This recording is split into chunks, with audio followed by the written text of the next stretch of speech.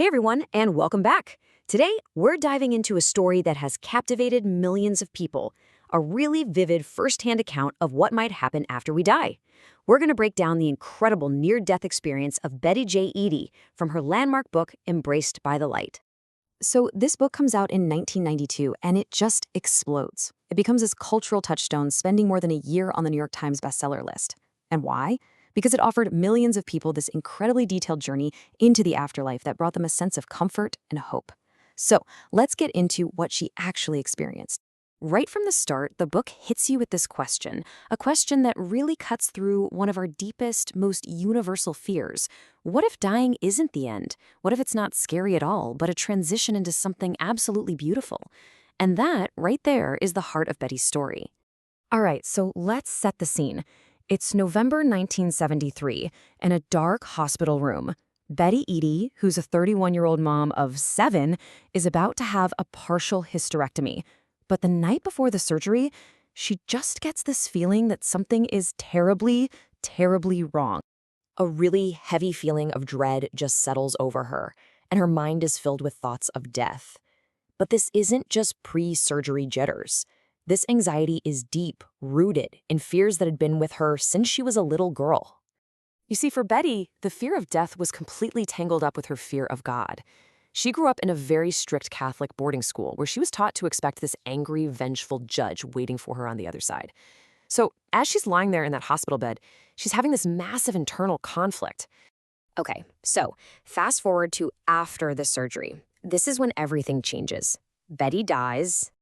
Late that night, after the operation, she feels it happening. She feels her life force just draining away. She describes it as this terrible sinking sensation, like the very last drops of blood were leaving her body. But then, right at the moment when she feels completely lifeless, something shifts. There's a sudden surge of energy, a feeling she said was like a pop or release right inside of her.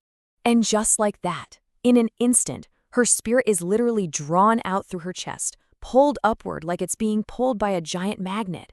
And her first impression isn't fear at all. It's just this profound sense of freedom. So now she's hovering up near the ceiling, looking down at her own body lying there, totally lifeless on the bed. You'd think she'd be panicking, right? But no. She said she felt this kind of calm sympathy for it, like she'd just taken off an old coat. For the first time, she felt whole. She felt perfect. She felt like she was finally herself. And then, as if that wasn't enough, 3 figures in light brown robes just appear at her side. She instantly knows them. She knows they're ancient, they're incredibly wise, and they don't communicate with words. It's more like a transfer of pure knowledge. They tell her they're her guardian angels, that they've been with her for eternities. And then they tell her this: she had died too soon. So these guardians, her angels, they begin to guide her away from that hospital room and toward a presence that she would very soon come to understand as divine. Betty finds herself drawn into this dark, whirling tunnel. Now that sounds terrifying, right? But for her, it was the complete opposite. It was a place of total tranquility and security. As she's moving through it, she feels this healing process starting, a sense of peace that was greater than anything she had ever felt in her entire life. And at the end of this tunnel, she sees it, a tiny pinpoint of light that just starts to grow and grow and grow. She describes it as being so brilliant that no physical eyes could ever look at it, but her new spiritual eyes could just drink in its magnificence. And there, standing in the middle of this incredible light, is the figure of a man. She immediately knows it's Jesus Christ. As their lights merge, she feels what she calls an utter explosion of love, the most pure, unconditional love she has ever known. She just embraces him and says over and over, "I'm finally home." But he gently repeats the message she heard from her guardians. Her death was premature. He explains that she has a mission, a purpose back on Earth that isn't finished yet. And even though her spirit is just rebelling at the thought of leaving this perfect paradise, she now understands that her life has a real, tangible meaning. So this whole thing wasn't just some incredible emotional experience. It was also like a classroom. While she was in the light, Betty was just filled with knowledge, a series of really profound lessons about life and what our purpose is here. And one of the very first things she asks is about religion. If there's one God, then why are there so many different churches and belief systems all over the world? And the answer she gets is, well, it's pretty profound. The idea is that every single person is on their own unique spiritual path. Every religion is like a necessary stepping stone, designed to meet people exactly where they are on that path and help them move forward in their own way. So it's not about one single truth, but that truth is revealed through many, many different paths, and each one has its own value. She also learned about these two core energies that basically govern everything. You've got positive energy, things like love, kindness, joy, and it acts like a magnet, attracting more and more light into our lives.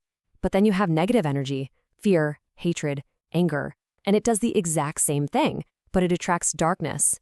And the really incredible insight here is that we're not just passive victims. Our thoughts, our words, they have real creative power to literally shape the fabric of our reality. So all these incredible lessons she learns, they can be boiled down to a few key principles for living a more meaningful life. First, love is everything. It's the supreme force, the whole reason we exist. Second, we're sure to serve each other, to use our unique gifts not for ourselves, but for everyone.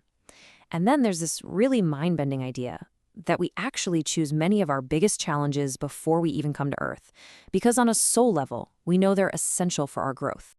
All right, so after all of this incredible journey, what's the ultimate takeaway? What's the one core message she was really meant to bring back and share with all of us? It really comes down to this one simple but honestly super powerful idea. Knowing that there's a beautiful afterlife waiting for us isn't supposed to make us want to escape this life. It's supposed to do the opposite. It's meant to take away our fear of death so that we can live our lives right here, right now, more fully, more lovingly, and with way more courage. And that really leaves us with one final big question to think about. Betty's story is basically an invitation to live without the fear of some dark, scary ending. So if you really truly believe that this life is for living and that a brilliant, loving light is waiting for you, what would you change starting today?